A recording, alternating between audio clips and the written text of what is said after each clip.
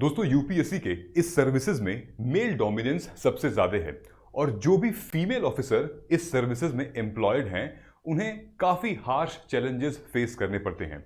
ये इमेज है from the movie of शेरनी, जिसमें विद्या बालन एक लीड रोल का किरदार निभा रही हैं, जिसमें ये खुद एक इंडियन फॉरेस्ट सर्विसेज ऑफिसर बनी हुई हैं। इस पूरे के पूरे मूवी में दो चीजें बड़ी इंपॉर्टेंट हैं। नंबर वन कि एक the status of women in Indian forest services officer, and दूसरा कि आखिर किस तरीके से क्या प्रोसीजर होता है हमारे एनवायरनमेंट को प्रोटेक्ट करने का, माने कि लैंड को प्रोटेक्ट करने का क्या प्रोसीजर होता है। इस मूवी में बहुत डिटेल में बताया हुआ है, लेकिन उससे भी इंपॉर्टेंट बात यहां पर यह है कि आखिर क्या वो चैलेंजेस हैं जो कि फीमेल ऑफिसर गुजरती हैं अपने इस पूरे 5 से 6 साल के करियर प्रोग्रेशन के दौरान, और अभी एक नया अचीवमेंट क्या सामने आ रहा है with reference to Indian forest services, हम डिटेल में जानेंगे। दोस्तों देखिए, अगर आप इस मूवी को नहीं देखे हैं तो जाके जरूर देख लीजिएगा if you want to become a forest services officer. It's very inspiring movie and based on the real story. अब even today women makes up only 13.5% of forest services officers. कितने से? लगभग 2100 ऑफिसर्स, 2021 का डेटा है, 2100 officers में से only 284 officers are there. ये percentage अपने आप में ही बहुत छोटा हो जाता है और कहा जाता है कि ये सर्विसेज जो हैं वो फेवरेबल शायद नहीं है एक वुमेन ऑफिसर के लिए। ये मैं नहीं कह रहा हूं, ये खुद एक वुमेन ऑफिसर कह रही हैं। ये देखिएगा, बैकग्राउंड देखते हैं इस सर्विसेज का। तो इस सर्विसेज का रीऑर्गेनाइजेशन तभी हुआ था जब ऑल इंडिया सर्विसेज हमारी आईएएस आईपीएस के साथ इंडियन फॉरेस्ट सर्विसेज भी हुआ था इन 1966, और 1980 में लगभग 14 साल बाद एक पहली फीमेल ऑफिसर की रिक्रूटमेंट हुई थी। वो कौन है उनका नाम भी बताया जाएगा, and she was the first female tribal forest officer. ठीक है, लेकिन उसके बाद भी जब एक फॉरेस्ट ऑफिसर से इंटरव्यू किया गया, ये द प्रिंट की रिपोर्ट है, तो उन्होंने कहा कि there are very few women in the forest services, और ऑफ कोर्स वो अपने आप को बताना नहीं चाहती थी कि वो कौन है, लेकिन most of the batches they don't have more than 10% of the women. उन्होंने कहा कि in my batch there are no more than 6 to 7 women. उसके बाद उन्होंने कहा कि in my cadre, in my batch I am the only women. थोड़ा सा माहौल चैलेंजिंग तो हो ही जाता है, लेकिन क्या चैलेंजेस आते हैं ये देखते हैं। सबसे पहले विमेन आईएफएस ऑफिसर्स का खुद कहना है कि कहीं ना कहीं ये जो नौकरी है, ये जॉब है, ये एक इल सूटेड जॉब है for women because of the kind of services it has. ये सूट नहीं करती है एक महिला को ये जॉब करना। ठीक, दूसरा कि a lot of women themselves believe, इस नौकरी में आने के बाद कई सारी विमेन ऑफिसर्स ये महसूस करती हैं कि जब उन्हें फैमिली अपनी बड़ी करनी है, शादी करनी है, फैमिली ग्रो करनी है, बच्चे पैदा करने हैं, उनको बड़ा करना है, तो कहीं ना कहीं अर्बन एरिया में माहौल ज़्यादा कंड्यूसिव होगा rather than they should grow their families up in jungles. अच्छा, और क्या चैलेंजेस हैं इसमें? नंबर वन कि इवन द फॉरेस्ट में जितने भी लोग हैं, जो नॉर्मल चैलेंजेस होते हैं, वो महिलाओं के होने से वो चैलेंजेस और डबल हो जाते हैं। फॉर एग्जाम्पल, एक वुमेन ऑफिसर कहती हैं कि we are both an outsider and a women. Outsider तो हम हैं ही, हम बाहर से, भाई सेंट्रल सर्विसेज है ना, ऑल इंडिया सर्विसेज है, तो हम तो स्टेट में जाके काम कर रहे हैं, हम तो बाहर से आ रहे हैं। और दूसरा क्या है, एक तो हम औरत हैं। तो इन चीजों की वजह से थोड़ा सा चैलेंजेस बढ़ जाता है। और क्या है, they demand for better social security and fire arms. What they also demand कि एक बेटर इंफ्रास्ट्रक्चर होना चाहिए for female employees, female officers, जैसे कि better toilet facility, better private space etcetera for a women officer. Now उसके बाद इन सब के बावजूद एक फीमेल ऑफिसर को फेस करना पड़ता है one of the most critical thing in their job is to tackle the land mafia, the mining mafia, the problems arising from the left wing extremism। जितने भी माओविस्ट हैं, नक्सलवाड़ी एरिया है, उनसे deal करना पड़ता है ऐसी ग्रिम और टेंस्ड सिचुएशन में। So guys, this job is not an easy job, I am telling you, even for men as well. पुरुषों के लिए भी, लेकिन पुरुषों के लिए मामला थोड़ा सा कंपैरेटिवली इजी हो जाता है लेकिन एक फीमेल ऑफिसर के लिए on ground reality it's really very very tough. अगर आपको फिर भी आसान लग रहा है तो ये देखिए, ये एक रिपोर्ट है। कहां की रिपोर्ट है? ये है इंटरनेशनल रेंजर फेडरेशन की रिपोर्ट है। ध्यान से पढ़िएगा, ये एक फैक्ट है, बहुत important fact. India is often touted as one of the deadliest country for rangers, जहां पर highest number of on duty forest staff अपनी जिंदगी खो बैठते हैं।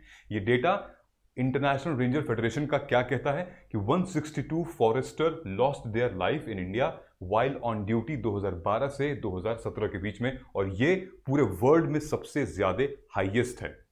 Forest officers want better support and facilities in 2013। ध्यान से देखिए, The Indian government notified September 11 as the Forest Martyrs Day, but the association believes nothing concrete has been done for the welfare of the front line. अब ध्यान से देखिएगा, ये जो association की बात हो रही है, ये एसोसिएशन एक टाइम पर मेल डोमिनेंस थी, मतलब पुरुषों का दबदबा था। लेकिन ये पहली बार ऐसा हुआ है for the first time in the history of civil services, जहां पे लगभग 30 से 36 अलग अलग सर्विसेज हैं, वहां पर फॉरेस्ट सर्विसेज इकलौती सर्विसेज है जहां पर अब रिसेंटली ऑल विमेन काउंसिल का गठन हुआ है। मतलब कि अब इसके एडमिनिस्ट्रेशन में, फॉरेस्ट सर्विसेज के एडमिनिस्ट्रेशन में जो होल्ड कर रहे हैं वो अब महिलाएं होल्ड कर रही हैं। कौन कौन है? यही न्यूज आई है। So this is historic first in civil services, all women team takes charge of Indian forest services association. ये एसोसिएशन आईएएस में भी नहीं है, ये एसोसिएशन आईपीएस में भी नहीं है, और ना ही फॉरेन सर्विसेज में है। वहां पर भी मेल पार्टिसिपेंट्स हैं, मेल ऑफिसर्स पार्टिसिपेट कर रहे हैं, डोमिनेंस है।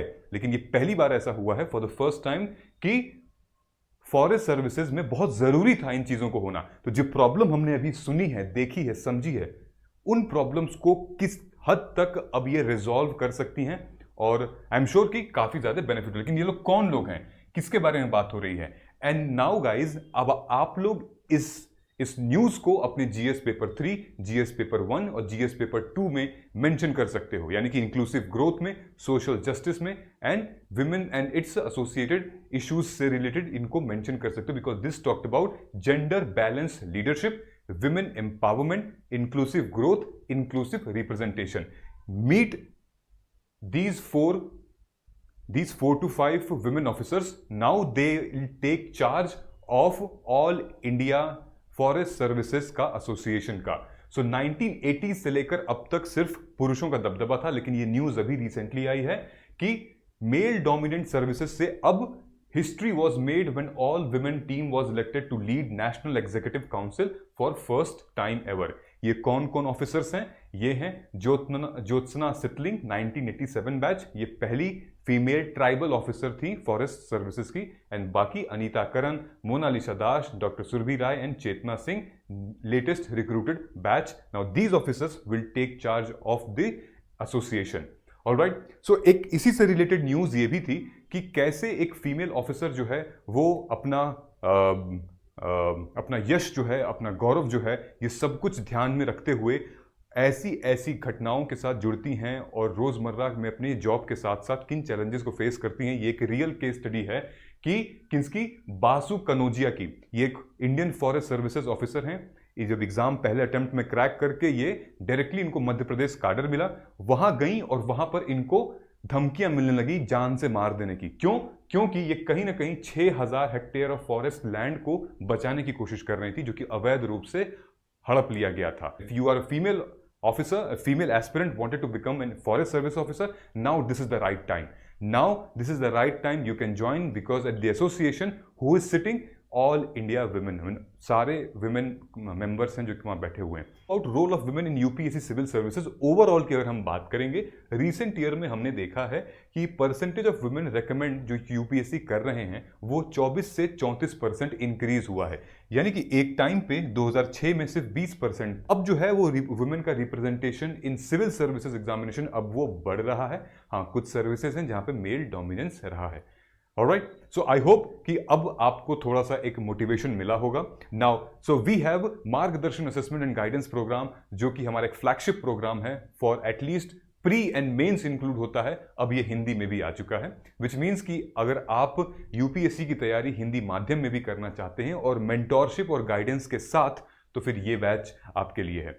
ये बैच 1-to-1 पर्सनल असेसमेंट भी करेगा और आपके गाइडेंस में भी साथ देगा। असेसमेंट प्री और मेंस और गाइडेंस 1-to-1 और ग्रुप दोनों रहेगा। नीचे टिकर है, उसमें कॉन्टैक्ट डिटेल है, आप वहां से डायरेक्ट कॉल कर सकते हैं हमारी टीम को, और साथ ही में आप नीचे कमेंट सेक्शन में हमारा लिंक दिया हुआ है, आप वहां से डायरेक्ट जाके एनरोल कर सकते हैं। साथ ही में ये हमारा मेंस गाइडेंस प्रोग्राम है जो कि जनवरी तक एक्टिव है, यानी कि हम कैसे आपको जनवरी तक मेंस रेडी करा देंगे। वैसे तो हमारा टारगेट दिसंबर तक है, लेकिन हमने जनवरी को भी रिजर्व में लिया हुआ है, तो दिसंबर जनवरी तक आपको मेंस रेडी होगा, वो भी लेक्चर वाइज 40 लेक्चर के साथ 100 आवर्स के अंदर हम आपकी पूरे मेंस ओरिएंटेड प्रिपरेशन करा देंगे, प्रोवाइडेड कि आपने एटलीस्ट एक बार यूपीएससी प्री दिया है, एक बार यूपीएससी मेंस दिया है। जो बच्चे एकदम बिगिनर हैं, जिन्होंने कुछ भी नहीं पढ़ा, जीरो नॉलेज है, उनके लिए ये बैच नहीं है। उनके लिए है जिन्होंने प्रीलिम्स के लूप बार बार फेस कर रहे हैं, मेंस का लूप बार बार फेस कर रहे हैं, उनके लिए है। इसकी वैलिडिटी है जनवरी 2026 तक,